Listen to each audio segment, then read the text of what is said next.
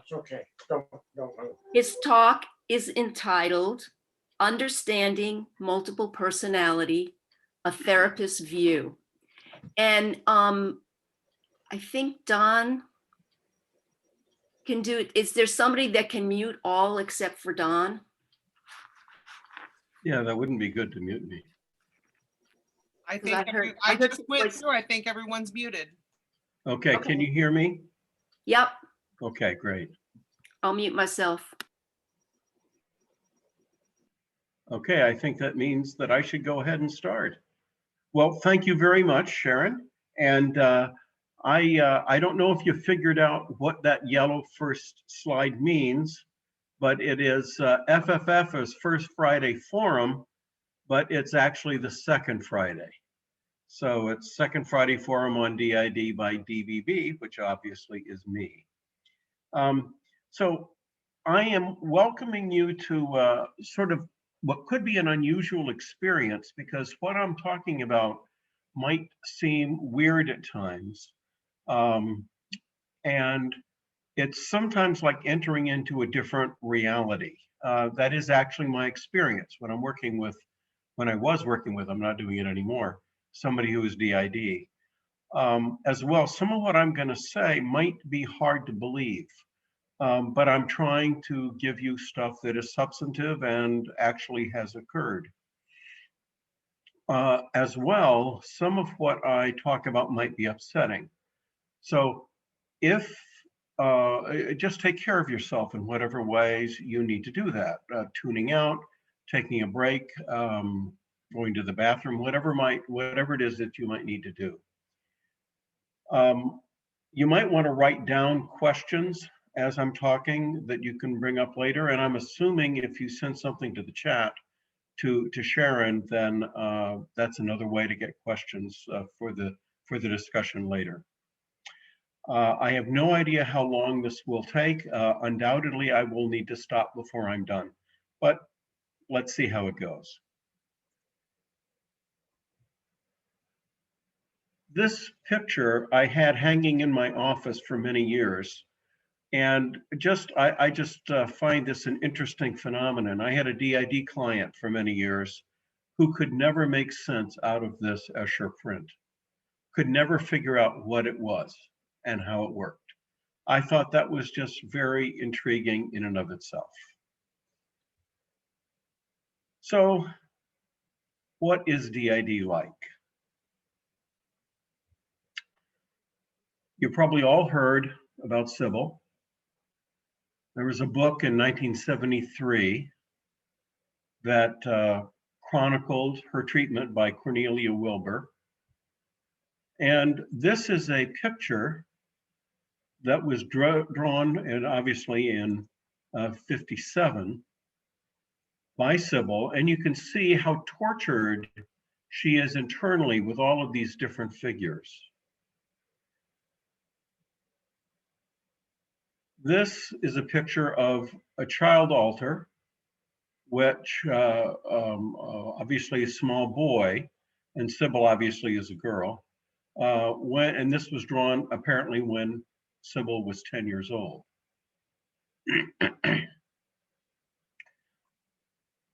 Billy Milligan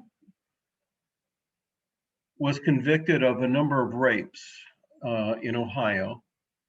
I actually met and talked to his psychiatrist, David Call. I knew a psychiatrist, and there are several books about him. And this is a picture of Billy, and I'm going to show you another one. And this was when he was at the Forensic Center in Dayton in '81.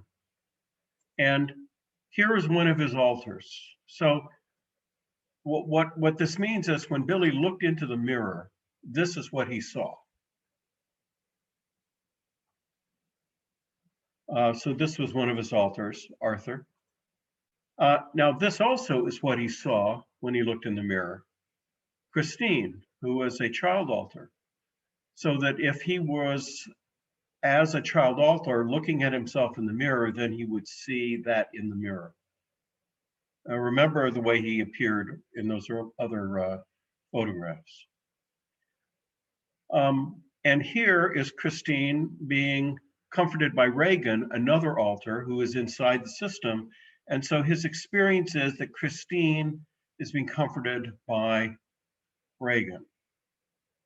Now, here you see two alters sort of soothing them, comforting themselves or taking care of themselves. That isn't always the case with the DID system. You often, in my experience, many times, there are also alters that are homicidal toward other alters, want to punish them, create difficulties for them in open conflict. Then, of course, there are other alters that are helping or making things better. So there's always this kind of internal conflict and chaos. So there's another way in which you might find a DID system. And I thought this was a particularly delightful example because here Broomhilda is taking an order from the Clownmobile. And here are the answers: a chocolate shake, a grilled cheese. I'm certain you can read all of those. But this is sort of what it's like when a DID person has very active alters and they're more present. Now, some DID systems, they're not so active like this. But one example of this from one of my clients had about 10 toothbrushes, some small and some large in different colors. And the problem was choosing which toothbrush in the morning. And so they were constantly battling about who was going to brush their teeth with which toothbrush. And it often took a while to do that internal negotiation when they were getting ready to go to work.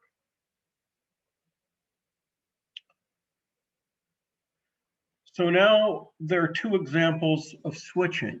I'm one of two people that I am aware of that I did active research on switching.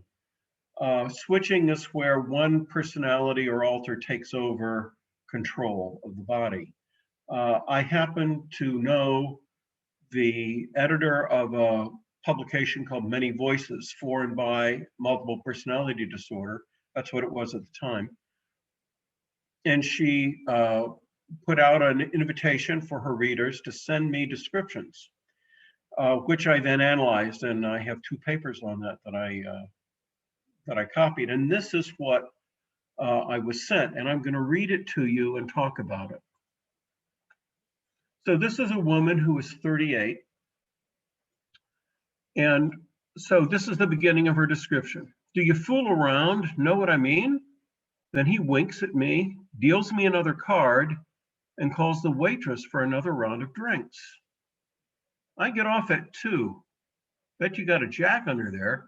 He smiles again. I'm smiling back, but I'm confused. So let's back up a moment. She comes out, she comes to, or she is there now as he's saying, do you fool around? Know what I mean? So that's what pops her out. She doesn't know where she is. And so now she's trying to figure that out. Fool around, she says to herself, a jack, more drinks, a waitress? Still smiling, so she has to play along like she knows what's going on. Still smiling, I look down. I'm wearing skin-tight pants and a sweater cut so low my nipples almost show. 2, I say, and then I wink and add, I'll be here. As I get up from the casino table, he says, later, babe. I walk to the parking lot, fumble through God knows how many chips, and grab my keys. Now, this is a little bit confusing here. 2 hours down the road towards home, the home I was in last night, I suddenly look up and find traffic all around me. So I think she's sort of blending something there because she's 2 hours from home. She gets into the car, she starts driving, and then she looks up and she says, funny, this is an awful lot of traffic for a desert road. She still thinks she's in Las Vegas. Funny, this is an awful lot of traffic for a desert road. I just left Vegas. And that's that awful dealer. Where the hell am I? And then a sign appears, Ventura, 300 miles from where I was trying to get. So she gets into the car and another alter takes over and drives her wherever she is now, which is not where she wanted to go, which was home.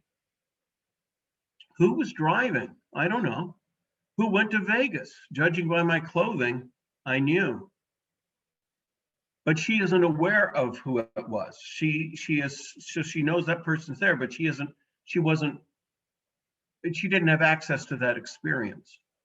According to my watch, if I step on it, I can make my doctor's appointment in time. I get there and his face reflects how brazen I must look. I ask for a blanket. He provides it, and then I tell him what happened. We laugh. Sometimes laughing is the only thing that can be done. And then he asks, how? And I begin to cry. I don't know how. So he holds me while I cry, and sometimes holding is the best you can do. So there's another description, and this one is handwritten. So I got the other one exactly as it appears, and this other one is exactly as it appears. And one of the things to notice is the change in handwriting. I walk along the sidewalk. This is a woman, but I don't know her age. I walk along the sidewalk, looking into the store windows and feel giddy as I become aware that one of the children is awake and watching. So this is somebody who has co-presence. So the person we just read about doesn't have co-presence. Co-presence means that they are there together, present together. I feel no sense of uneasiness. That's interesting, that sentence, because sometimes if one is co-present, the other alter is somebody about which one might be very uncomfortable. They might be violent, or they might, who knows what traits they might have. We are alone, she and I. She is 4 and totally spontaneous. I enjoy her constant chatter today as she notices things only 4-year-olds notice. Our breath making smoke, the snowflakes melting on our cheeks, the wonderful crunch of the snow. All at once, she sees Santa in his splendid red suit. She's unrestrainable. I continue to walk towards Santa's house and stand next to it, watching several other little ones take their turn on his lap. The line goes down. It's nearing closing hours. Santa sees me watching. Kay's eyes light up through my own as he says, "How about you, young lady?" Kay responds, "Me? Of course. What would you like for Christmas?" It's no use, she's out. Now, I don't know if you see what happens. As she writes, she's back in the experience. And as she remembers it, the memory all of a sudden it's like she's back there, and now that child alter comes out and takes over the writing. A baby that has a bottle and 2 records with songs I can sing like Winnie Pooh and Rudolph, also new markers. Our markers are old, and ribbons for our hair. Now notice R here is A-R-E, not O-U-R. We like pink the best. He talked to me. He really did. Notice the reversed E. He really did. Kay got to talk to Santa Claus and no one stopped me.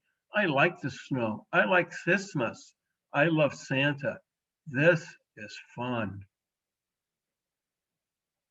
So there you actually see in the writing an actual switch, and you see how some of the traits of the 4-year-old come out.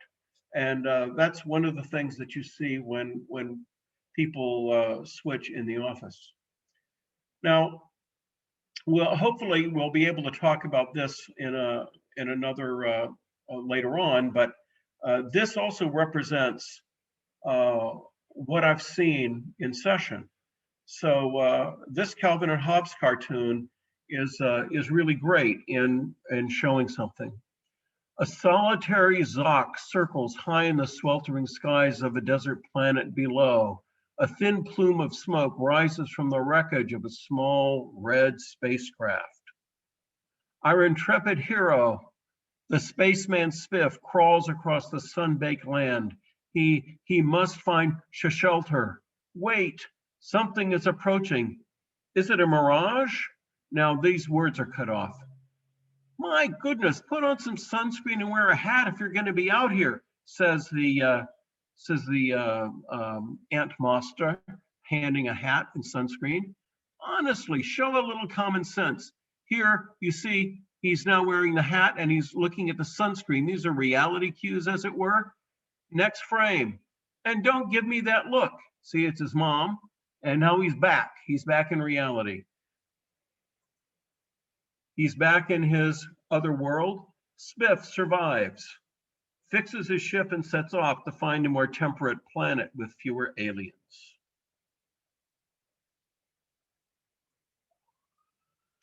Now, how I got involved. We had a very strange clinical program, very different and special because all of us were practicing clinicians. We were hired under the condition that we do practice.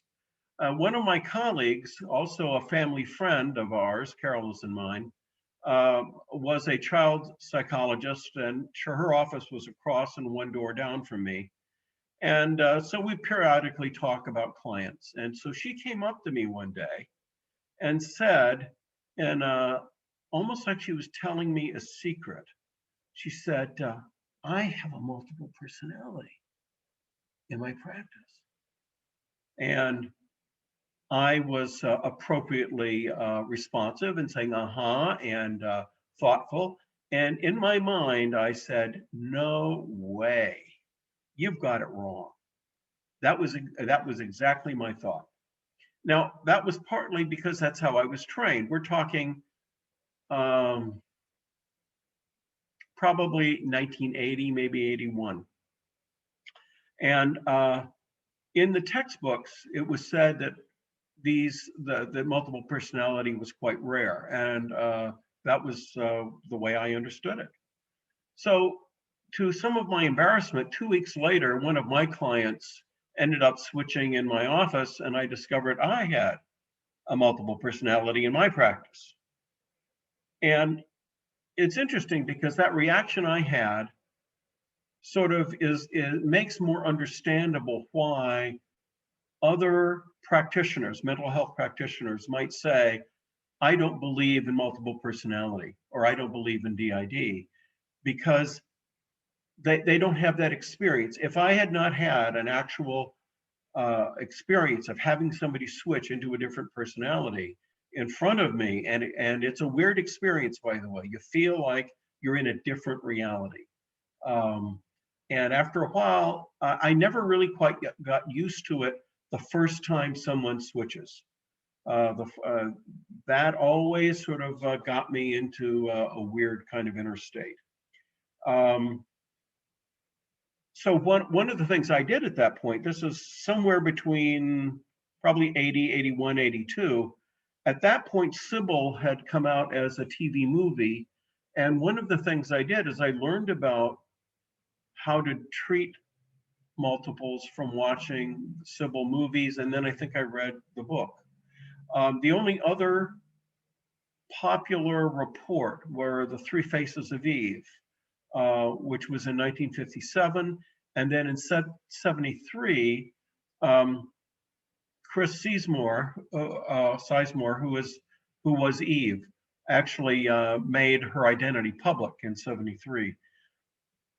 But at that point, the only real available source was Sybil. Now, what's interesting is later on, Sybil recanted her accounts and said that she had made it up. What's intriguing about this is, and there's more about Sybil in a little bit, what is presented in the movie and the books nonetheless holds true or rings true with other multiple personalities. In other words, it's sort of as good as an instruction or a guide. So in 1984, this colleague and I went to the Chicago conference. This was the very first conference that was devoted to multiple personality. What we learned is that there were 7 or 8 psychiatrists at a American Psychiatric Association meeting who got together, all of them working with DID or MPD at that point. And they said, we need to have a conference. And so this was the conference that they had arranged, and they expected it to be very small. And it got so big, they had to change hotels. There were over 300 participants, and the hotel basically told us that they had never had so many phone calls come in for their guests. They were absolutely swamped by phone calls. The reason is that the DID clients get very anxious when their therapists leave, so they need to make contact. Now, one of the things that I learned also was that Cornelia Wilbur, who was Sybil's therapist, had tried for years to get her material published and to have DID presented. And she felt that she had been discriminated against, both because she was a woman and because of DID. In other words, it was a double discrimination. And part of her decision was to make this more public. And so that's why Sybil was published, and then it became a movie. And it actually worked, because when the public got more interested in this and educated about the disorder, just that it even exists, there was then some subtle pressure on these professional organizations to sort of move forward and make it a more acceptable diagnosis. Let's see if there was something else I wanted to say about that. Oh, ISSTD, which is the International Society for the Study of Trauma and Dissociation, is the association that was that developed out of this first conference. It exists today. I then went to all of the continuing education I could. I upgraded my hypnosis credentials. I started presenting. I started writing papers. I started a research group at the university. I got more DID clients. I served on the board around 2000 for 3 years. And then for continuing ed credits, I taught 3 courses to mental health professionals on the treatment of DID. So I had a regular course, an advanced course, and a master course. And then I did workshops. I went and presented, and I did workshops in various places. So if we go back to this conference and to these, and to the people in the field, one of the first questions is, what are the dissociative disorders? And so let's go there. So they are depersonalization disorder.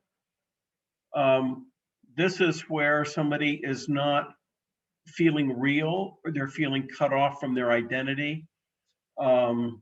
Sometimes they feel robotic. Dissociative amnesia, this is a great one for soap operas. It's a real disorder, however, where there are major gaps in memory, generally about personally significant things. Dissociative fugue is where somebody acquires a different personality and they flee. So all of a sudden they leave, they become a different person, and they sort of develop a different life in some other location. But it's not multiple personality, it's one single switch. So it's like from one to another. It's like this, going from one room to another, and you never go back to the prior room. And then dissociative identity disorder. It used to be multiple personality, and I think the reason that it was changed is that these are actually identities. You don't think of them as personalities per se, because they aren't personalities. They're rather in control. They're an identity. And so that's why the shift in terminology. So what might a dissociative experience be? Detached from or not in one's body. That would be a depersonalization. Don't recognize themselves in the mirror. don't feel connected to their bodies. The world looks phony, foggy, far away, through a veil, shiny. See the world as if detached or watching a movie. Time slowing or speeding up. Changes in perceived size of the body. Changes in perceived size of objects. Feeling unreal. Seeing the body from outside. Identity confusion. Who am I anyway? I don't really have a clear sense of it. And then alter personalities or identities. Now, some of these are what we might call an everyday dissociative experience associated with trauma.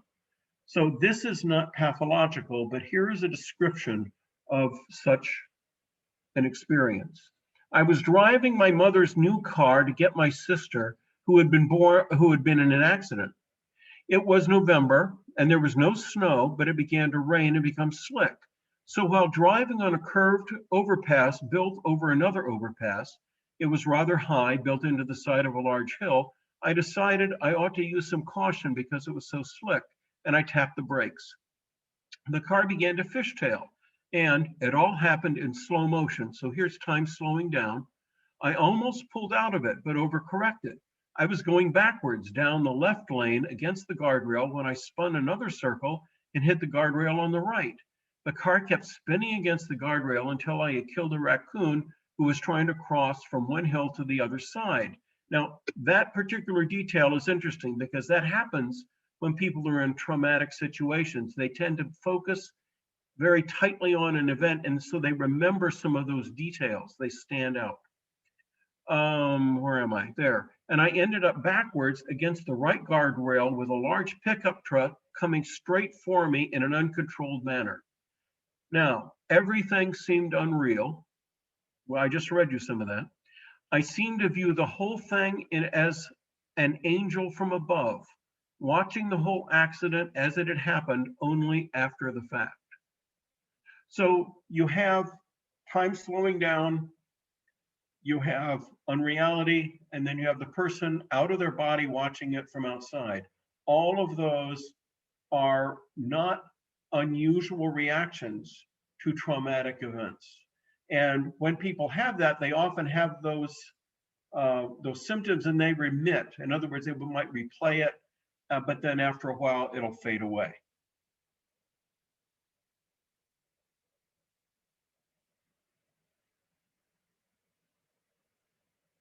So I wanted to show this to you briefly because it just shows you that here, this is pathological, but it's neurological. So here you have like an organic amnesia or an epileptic fugue.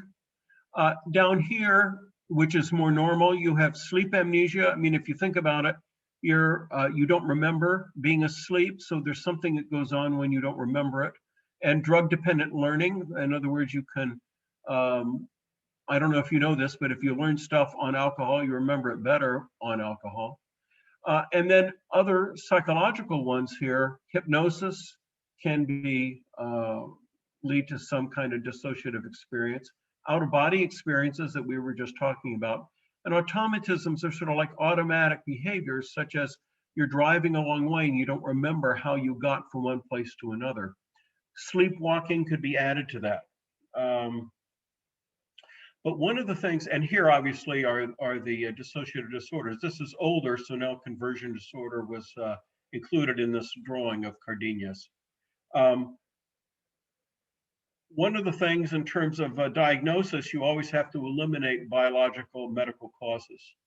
So what is a dissociative identity disorder? So coping with complex, chronic childhood PTSD that persists into adulthood. Now, that's not the way you're going to find the diagnostic manual telling you, because they're going to say you have to have 2 or more identities that have unique traits and function independently. There needs to be amnesia and amnesia for each other. In other words, the 2 identities need not know each other.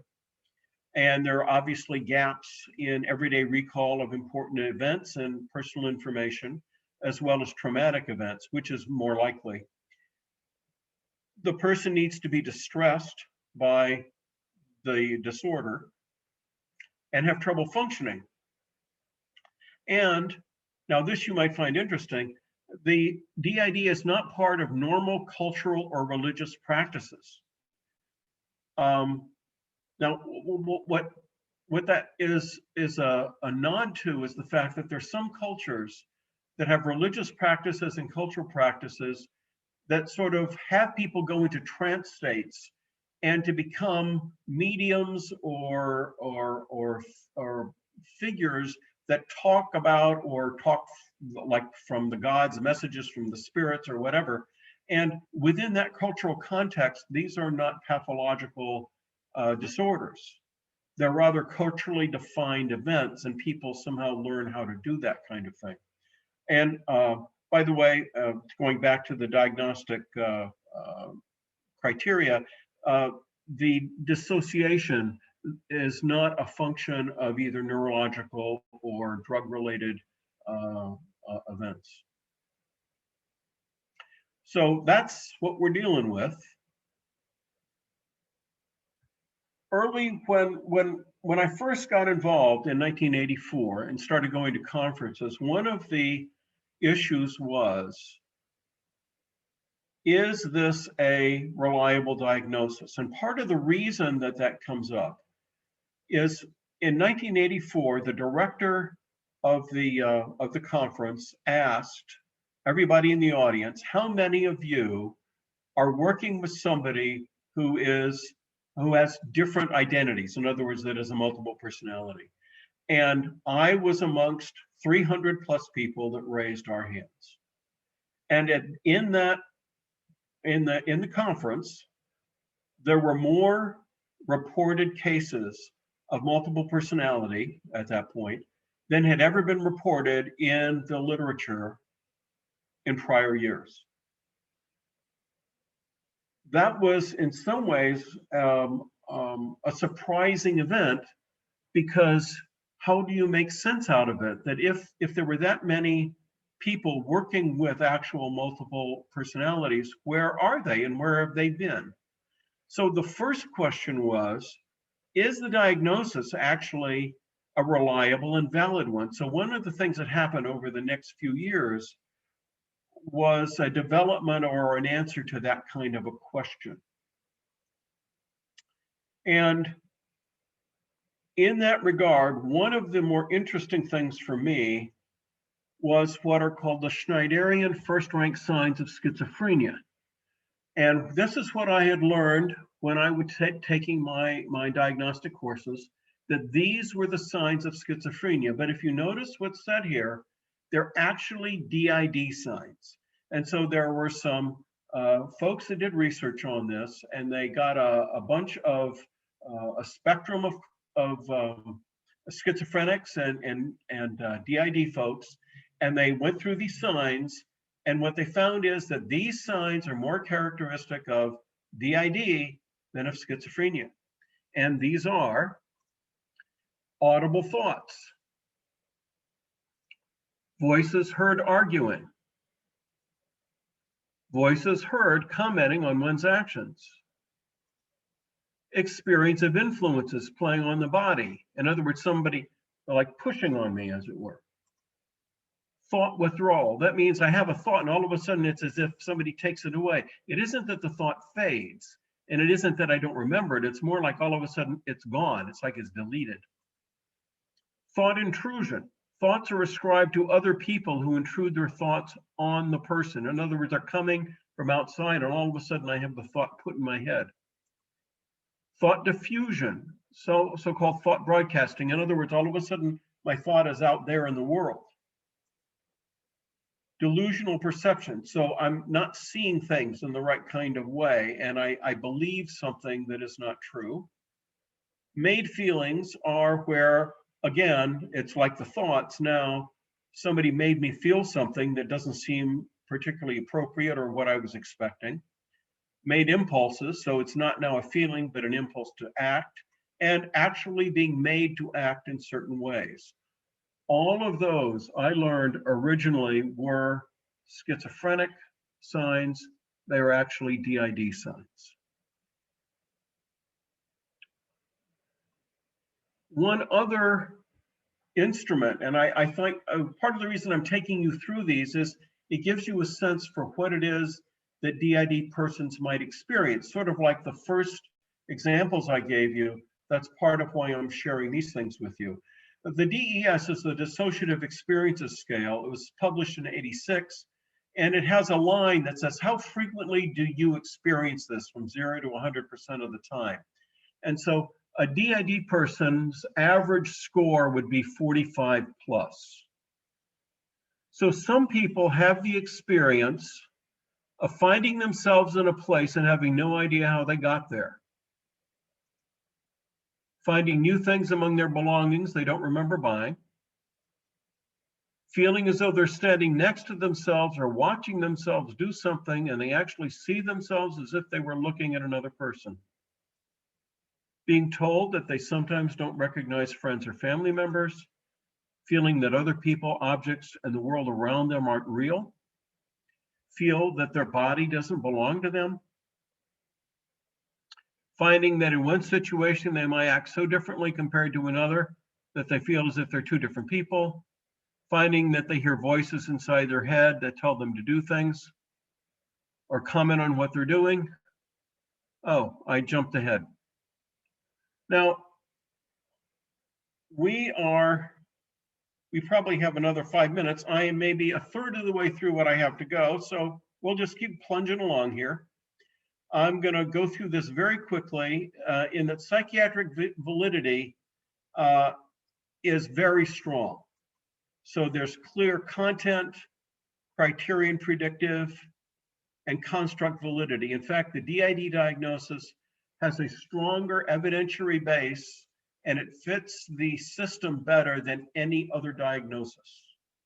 I've heard psychiatrists say that.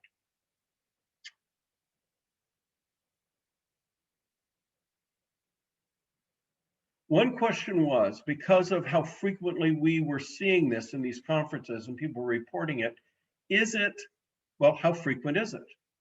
And there were lots of different studies over these years, and they've been substantiated again and again. So without going through what those studies are, I'm going to share these data. DID is found in 1% of the US population. These are not people in hospitals, not people in outpatient settings, but they're actually regular population, 1 out of 100.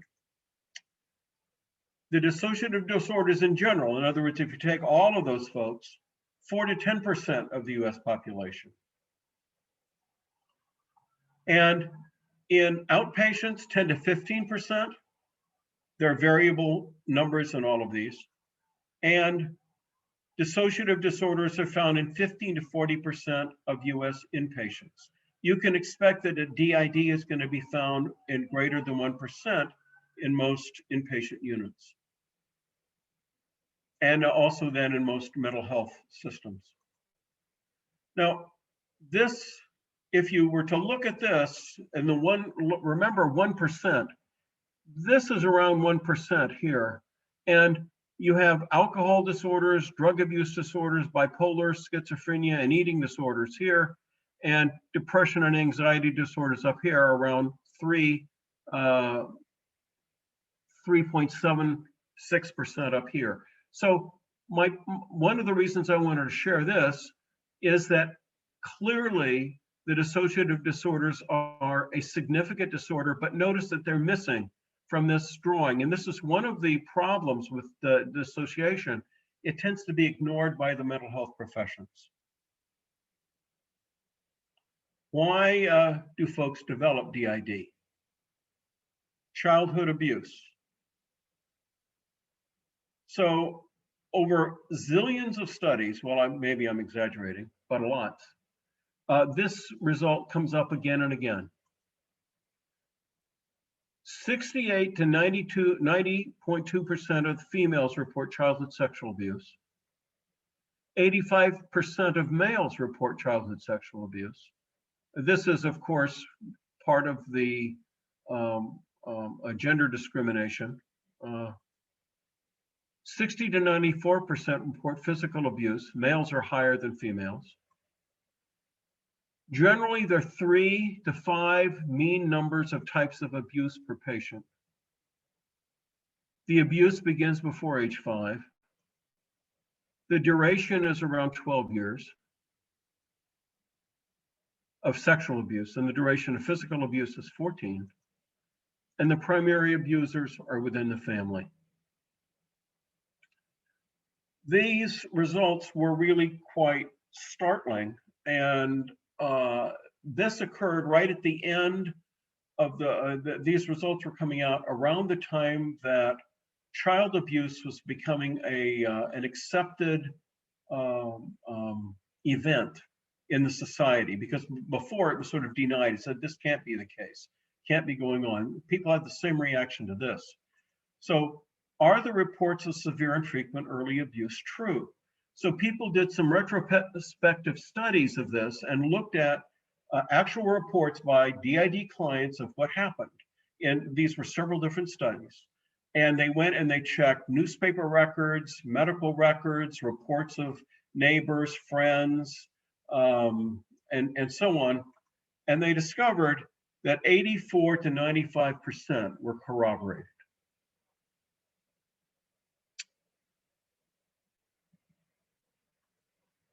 So there's a convincing link between DID and trauma. It's supported by hundreds of studies. And later dissociation is not predicted, because you might say, okay, is there something else going on other than trauma? It's not by medical complications at birth, birth defects, infant temperament, or genetics. So I need to get some feedback here, because it's now 10 to 8. I can keep going. I could just stop and go for questions, and then maybe go to the slides that relate to the questions that I'm being asked. I need some guidance from the people in charge. Well, I think the idea of introducing questions and having the rest of it be related to the questions is a good idea. I'm fine doing that. And then you can be you'll be more directed in terms of what is most essential for the audience to know. Right, right. Because now you've got a basic overview. Yes. Okay. And I have 2 questions in the chat. Yes. One is from Allison. You may have already answered this. I was taught that DID is always the result of trauma. Do you agree? Well, let me, I don't know whether I want to do, I'm trying to figure out how to do the looking at my slides as a whole. So let me not go to a slide. Instead, let me talk about what happened in '91.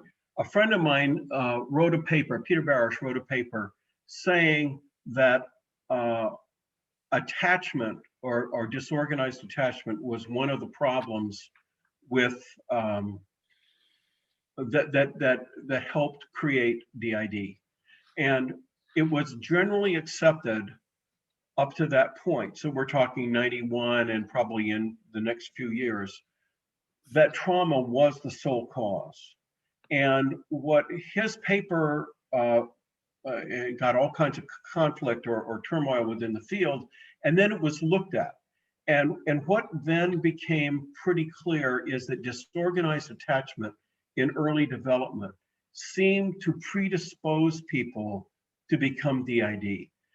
To ask this, or to say this another way, why is it that some children are traumatized and become DID and others do not? And so Peter sort of came up with an answer to that. And if you think about disorganized attachment, what that means is that you have parents who are not responsive in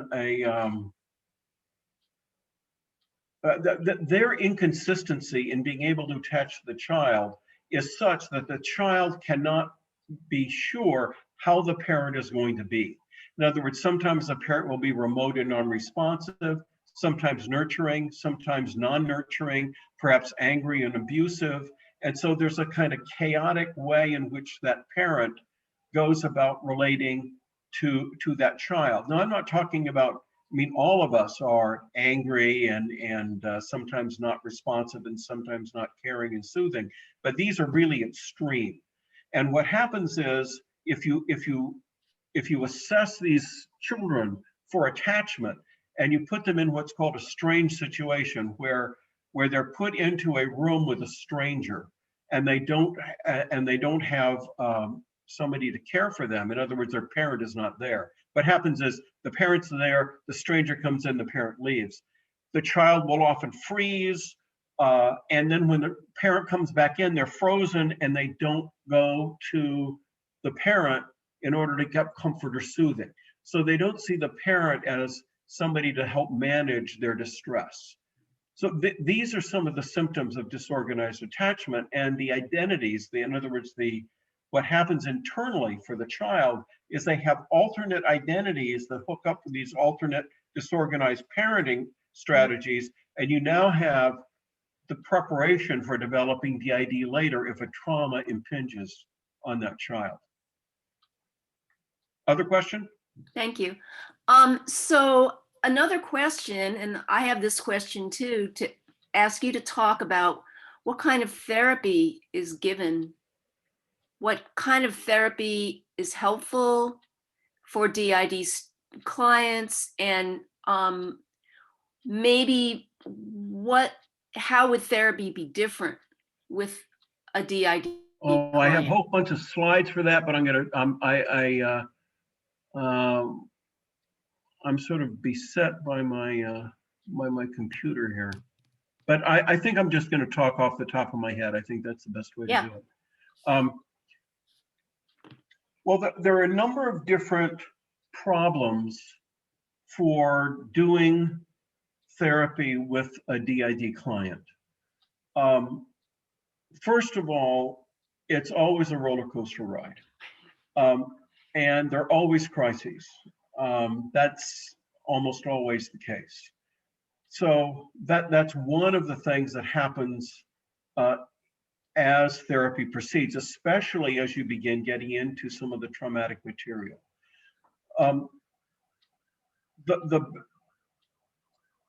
The basic structure, the basic sequence that one would proceed through is stabilization, trauma work, and reintegration. That means that typically when a client comes in, they're going to be in an uproar. And so one of the first tasks is to try to help that person settle.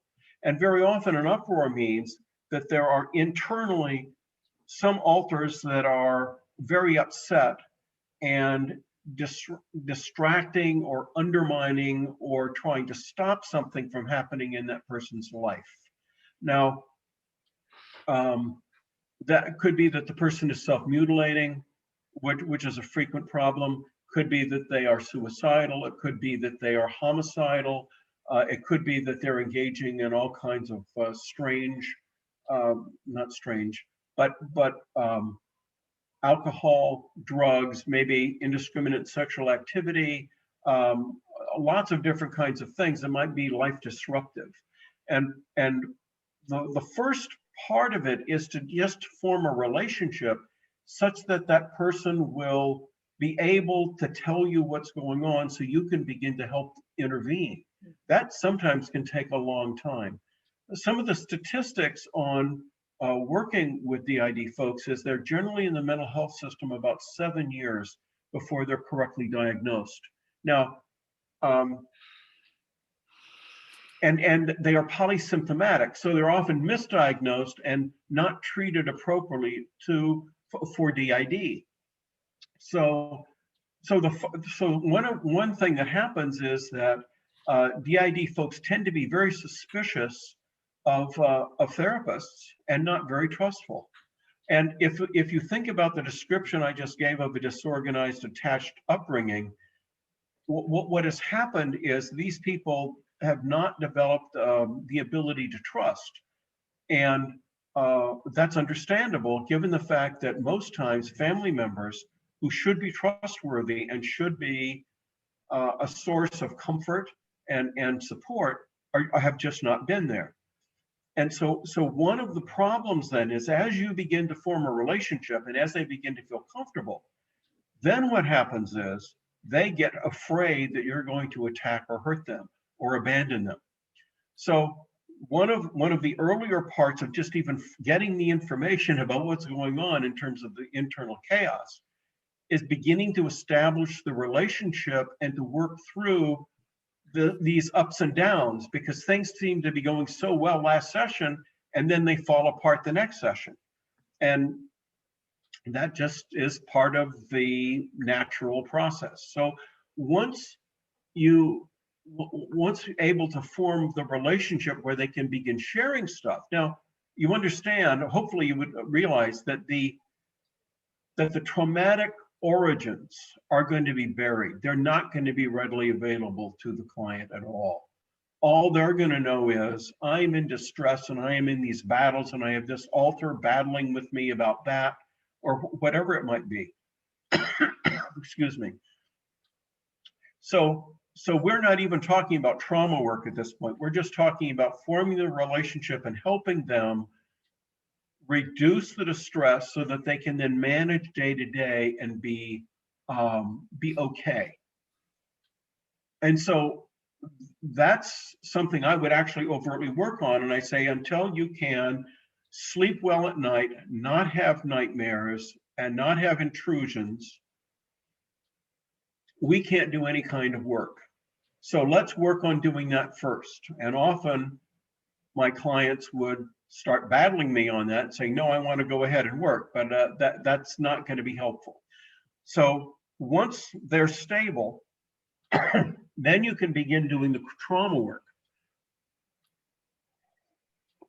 And once the trauma work is started, then what happens is you have destabilization, you have to restabilize, and then you go a little bit lower. In other words, go into more severe trauma, destabilize, restabilize, a little more trauma, and so continue this process. And then once most of the traumas have been resolved, then you sort of help the person come back and integrate their new sense of self into their life and how they're going to function afresh. So that would be the system. That would be the sequence of steps. The other problem with people who are DID is that they have emotional damping. Generally, if you're in an upsetting situation, you get more anxious and your heart beats and you sweat and so on. DID folks tend to get calmer. And so when they're talking about abuse or awful things that happen to them, they tend to be very matter of fact. They don't have lots of feelings about it. This then is part of what is important to try to begin to open up. And you have to do that slowly because of the early attachment, DID folks don't have excellent, they don't have good and solid affect or emotional regulation. And so what happens is they get swamped and overwhelmed. So they're going to have an abreaction. They're going to have a reliving of a trauma. And so part of the delicate work is to address the first of all the numbing or this what I call emotional damping, and slowly begin to shift that and allow emotions to come up slowly. And so that would mean that as they come up, if I see somebody starting to feel it, I might distract them or stop them and say, okay, push that away. Don't feel that. And then the next session, I might ask them to do that again and stop them a little bit later. All of this is beginning to help develop the internal sense. Is my computer automatically doing something here? I don't know. So anyway, that's part of what's involved in helping people develop the control of their emotions and to manage their emotions as they move down into the traumatic material. So that's probably quite adequate on that answer. Yeah. So another question from Jim Rhodes is, do you think that Jesus and or Muhammad were schizophrenic or DID? I didn't know those people. I know. You Let's didn't do see. an evaluation? I did not. I don't know how to answer that, Jim. Okay. Okay, Dawn.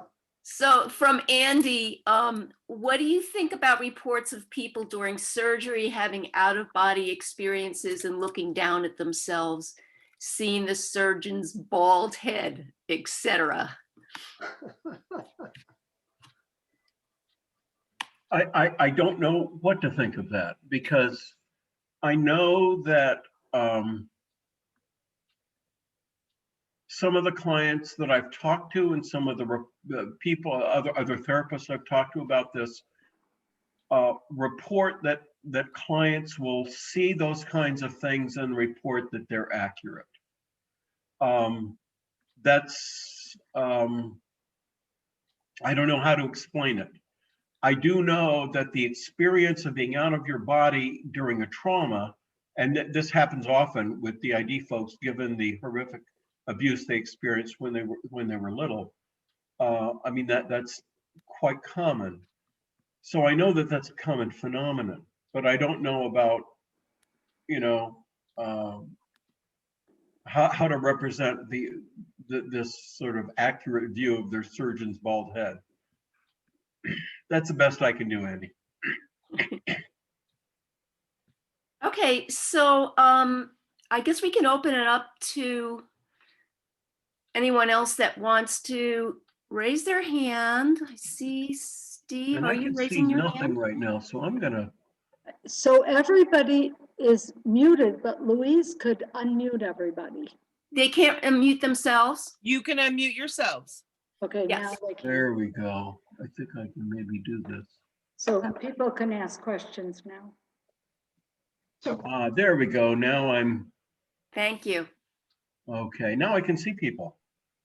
You might want to wait. Don, I have a question, Sue Williams. Yes, Sue. Yes, Sue. She's muted. Dawn, I have a question. Okay. What happened to Uh, Sue? Yes, Sue, you disappeared. Oh, I guess I've remuted myself. I'm sorry. I typed this. Have you had any very young clients, and is it easier to develop a successful therapy with them? And how young, have you had them, I guess? I've worked with some children in schools that have had some of the associate, what do you call it? The Dissociative symptoms. issues, yeah. But not DID. I would say they were, they had the early trauma. Yeah. I wondered whether they ever got help. I don't know. Well, I tended to work more with adults. I had a colleague that next door to me that worked more with adolescents and children. And other people also I know work with children. The youngest one I've heard reported was 2 years old.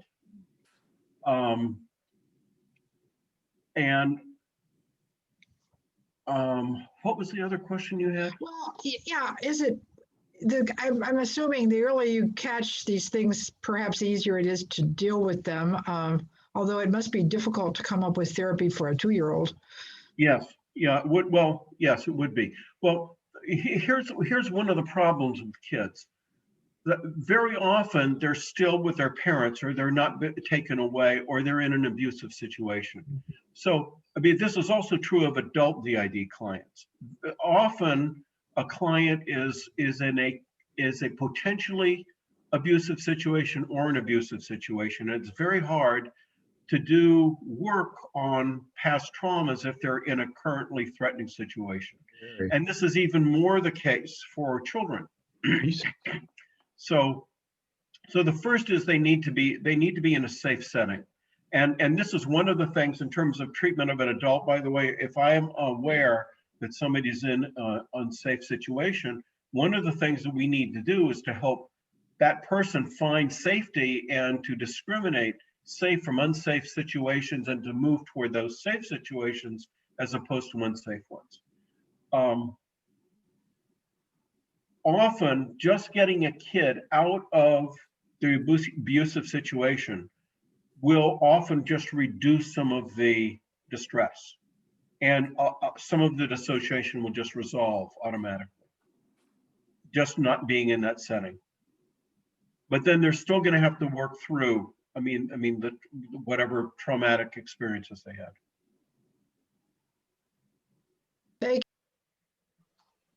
Don? Oh, yep.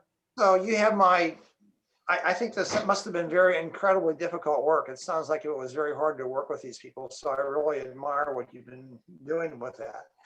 I was just wondering if, can you describe if people, do these people tend to have problems in their jobs, their relationships throughout their lives? Or, how can they function normally at all? It is really pretty remarkable what these folks are able to do. There's a book called Prism that was about an advertising executive who was DID. And she would work all day long and come home and sleep, and an alter would get up and do creative problem solving all night. And she would go into work the next day with all of this work done, and she would that's why she was an executive, an advertising executive. Now, this is, if you think about what the capacity that one must have in order to do that, it's really remarkable to be able to do that kind of thing. Not everybody has that capacity. But many people are very functional day to day. They're professionals. Like another story, that I heard is this woman was a teacher during the day and she was a prostitute at night. So she held a regular teaching job and then she tricked at night. So that was one. And I had another one that was just there and it was gone. And anyway, very often these folks I always liked my DID clients. I always found them very engaging. I actually find them courageous because of what they've suffered. And so they really tend to, it's just remarkable what they've been able to do with their lives to survive. And many are very functional. Okay.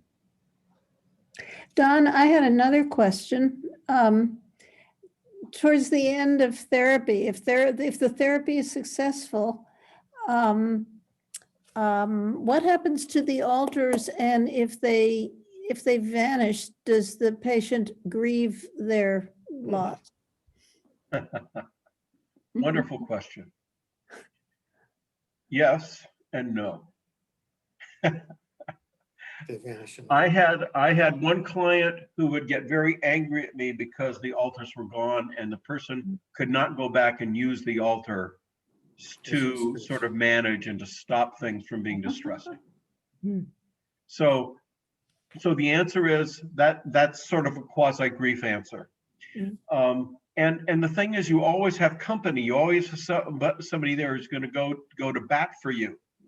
And they're gone when there isn't anybody there. Now, now there are two approaches to treatment.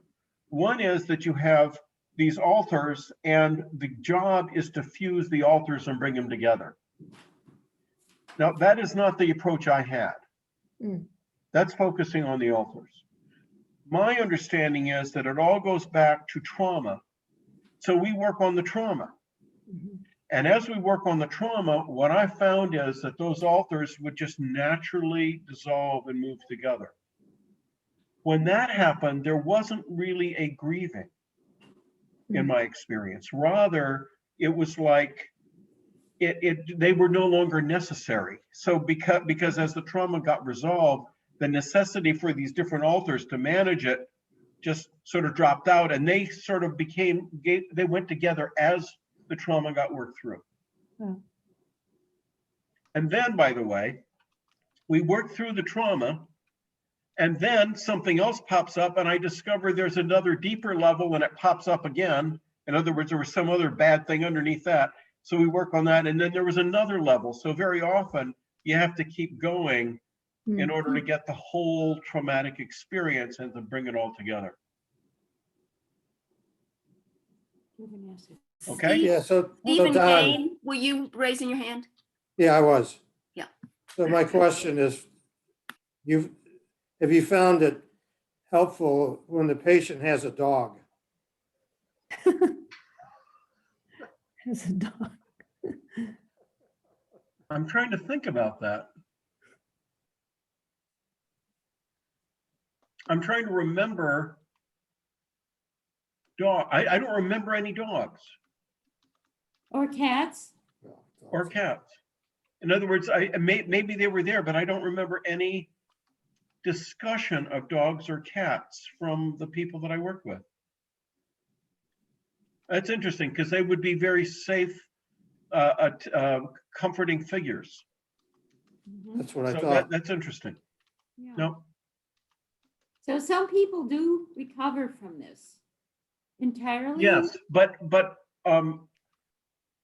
Rick Clough has done probably the most. Like over the course of my career, I probably worked with 60 to 80 different DID clients and probably had indirect contact with twice that many through people I trained and through my consultees. But Rick Clough has probably seen 300, 400 folks and talks about, curing them, right? Actually having them integrated.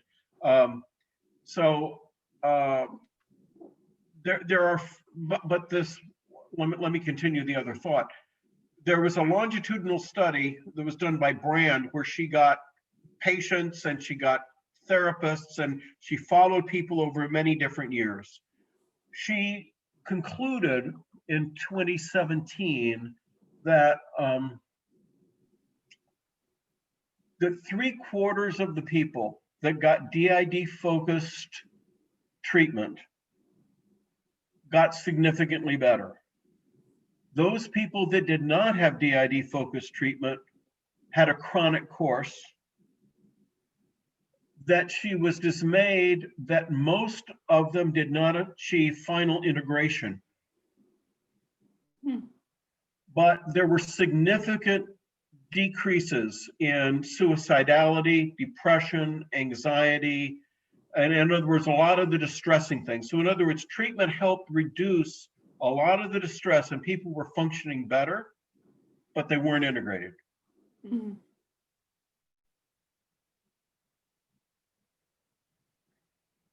Other questions? Melody? Hi, I have 2 questions. Don, today, can most therapists recognize a DID diagnosis? Are they capable of that? And secondly, how are you differentiating between identity and personality?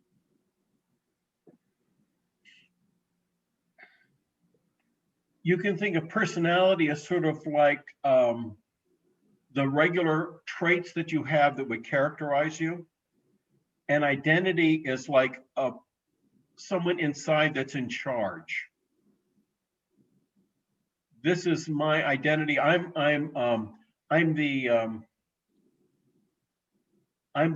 director of my life. So like you think of it as a center as opposed to the traits I have. Okay. And so I have these different centers that guide me as opposed to these are the characteristics that I have. I've forgotten your first question already. It was a great question, though. I remember Oh, that. Today, are most therapists I got it. able I to got it. identify? I got it. This is something that distresses me greatly because there are two areas that mental health professionals are not trained in to this day. One is PTSD and the other is DID.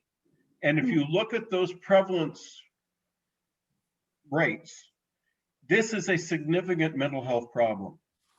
But most mental health professionals don't know that DID is there, can't diagnose it accurately, and certainly don't know how to treat it.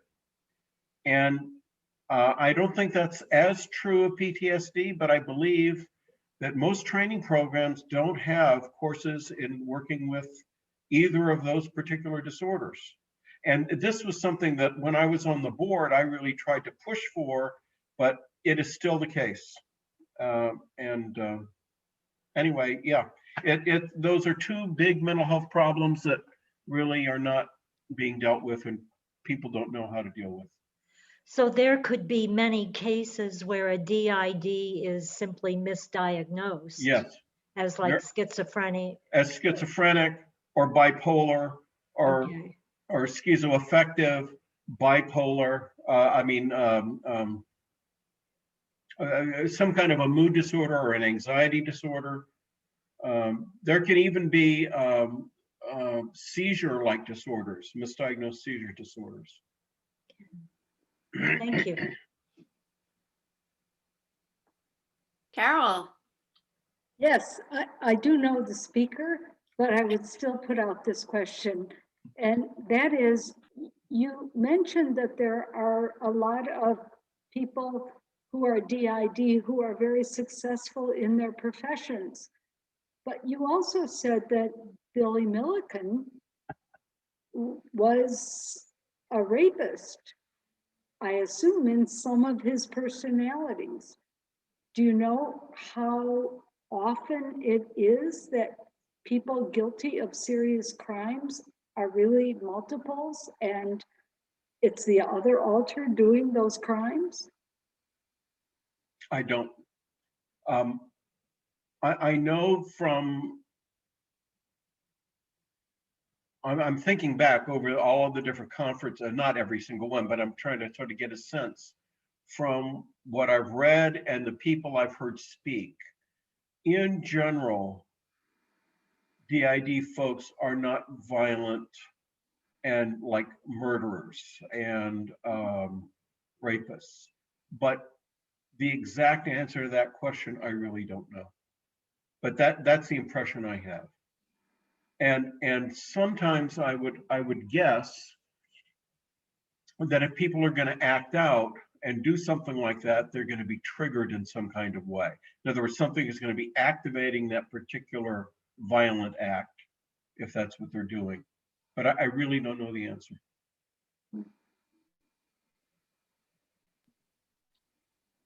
I wanted to say something else that I didn't get to. A medical doctor is giving a talk and says one alter is deathly allergic to oranges. And another alter comes out and can eat an orange fine. But then if that alter switches to the one that's deathly allergic, they go into shock.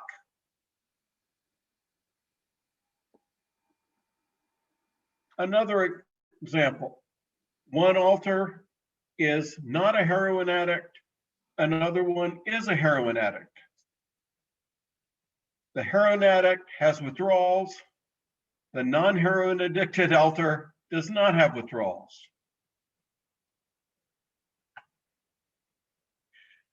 There are EEG studies that show that the brain waves of different personalities are in fact significantly different, such that they are like different people.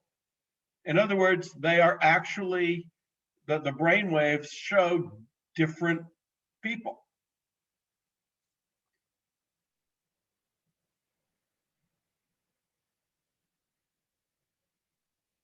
so the question is, how does one explain that? Does one ever explain it? That's hard to explain. But one is that there are different mind bodies that are brought out, that literally different mind bodies that somehow pop in and out. And but if you think about what has to happen to do that, the person needs to be sort of split early in life to give the capacity to do that internally in order to cope with these horrific things that they suffer as children. I think Norm had a question.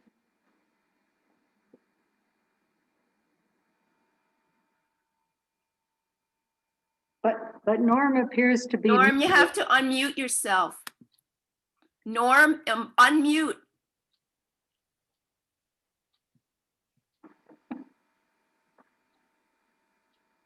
Well, Hey, that's it. oh, you're there. Hello, Yeah, Norm. I'm here. Yeah. I was about to ask you then, is there a difference between being treated by a psychiatrist as opposed to a PhD? Well, And when you got into the physiological situations, I wondered, would that really have to be treated by a psychiatrist?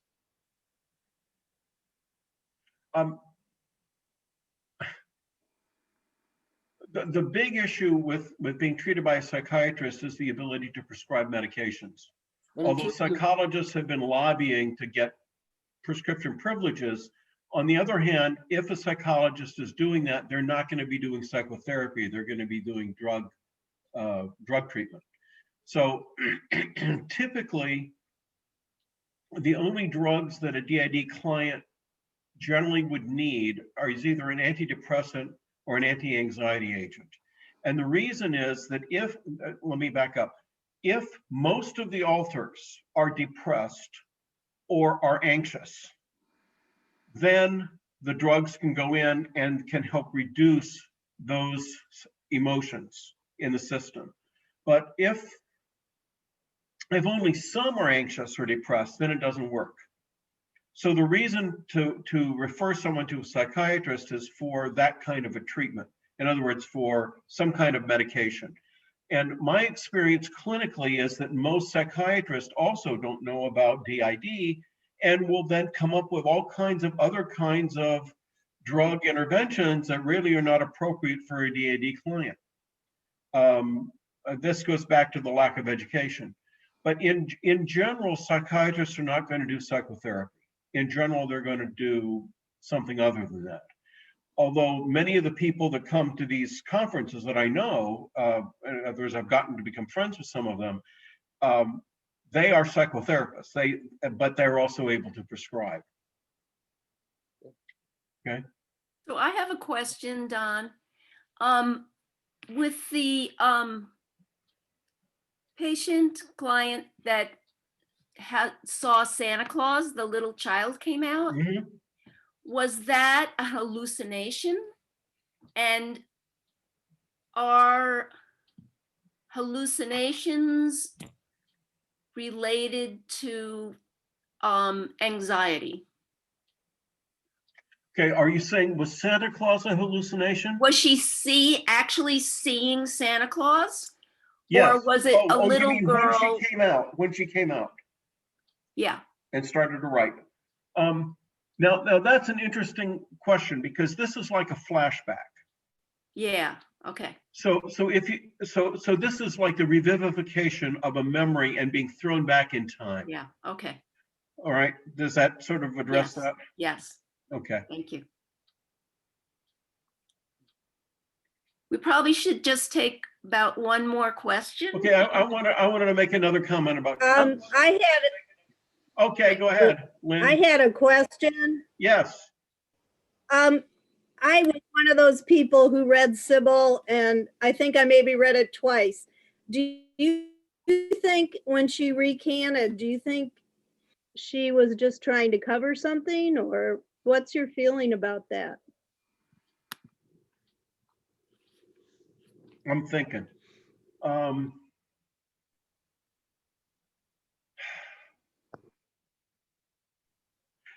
You know, the book, the story, assuming that it was accurately told, I mean whatever was told to the writer Schreiber, certainly has the ring of validity based on my experience with DID folks.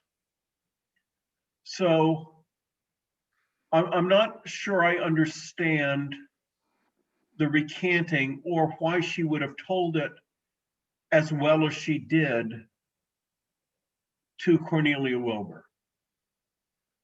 So those are the thoughts I have, and I wondered about the recanting.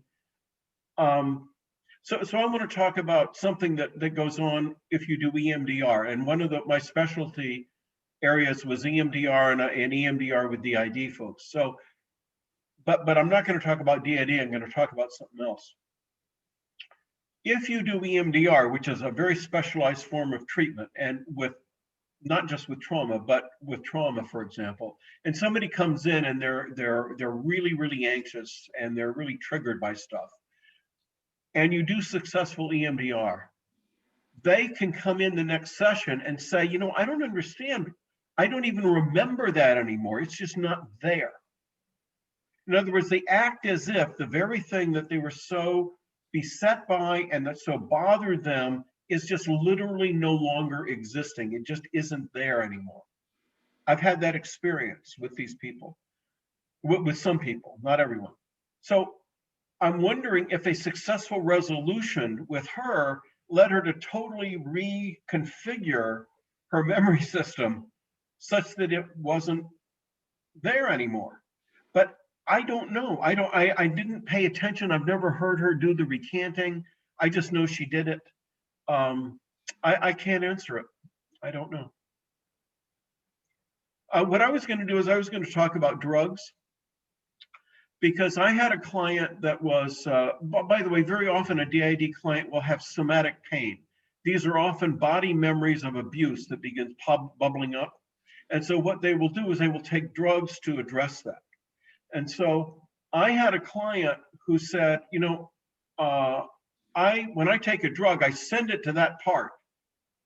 And so the other parts don't get it, but just that part gets the drug. Now, this is like what I heard a psychophysiologist say in a meeting. He said, I injected somebody with this very strong drug that should absolutely knock him out.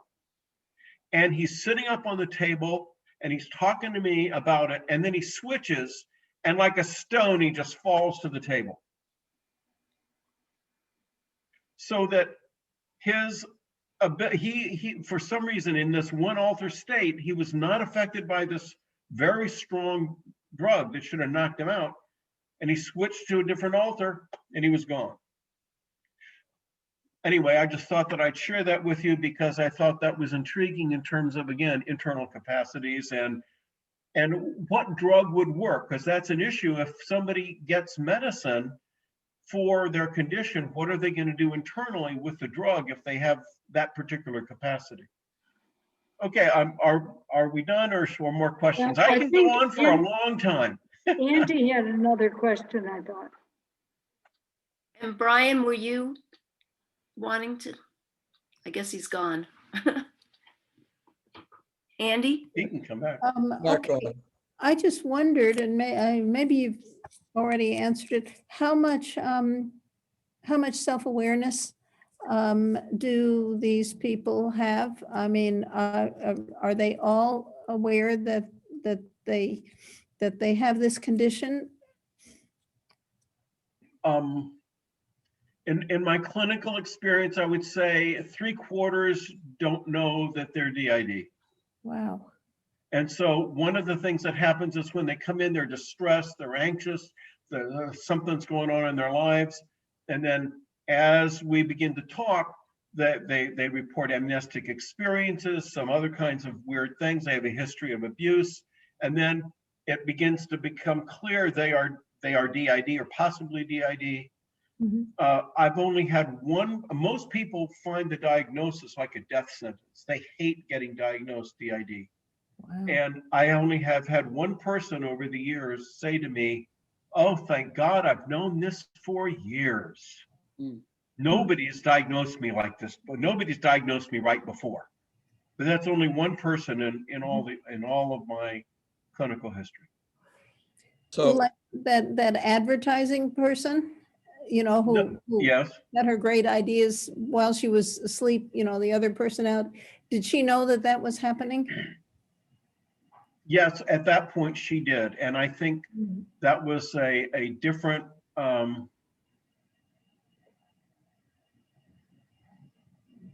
I think she developed that awareness later. Sometimes people do know that they have alters, but very often they begin to develop that understanding in therapy. Like, for example, like if you look at the woman in Las Vegas, she knows there's that alter there, but she isn't aware of what she did. Yeah. So we are going to have to stop, and Brian's been trying to get in. Okay, So- Brian, why don't we have one more question? How's no, that? it's not a question. It's a comment. This was really incredibly thoughtful, well-organized. This is a lifetime expertise and experience that you condensed into basically 45 minutes in a very complicated subject that was made very clear and interesting and confusing topic that was really illuminated. I learned a lot. I know you put a lot of effort into trying to make this manageable, and I want to thank you because it was really masterful. Yes, it Well, was. thank you. Thank you. It's excellent. Thank you all.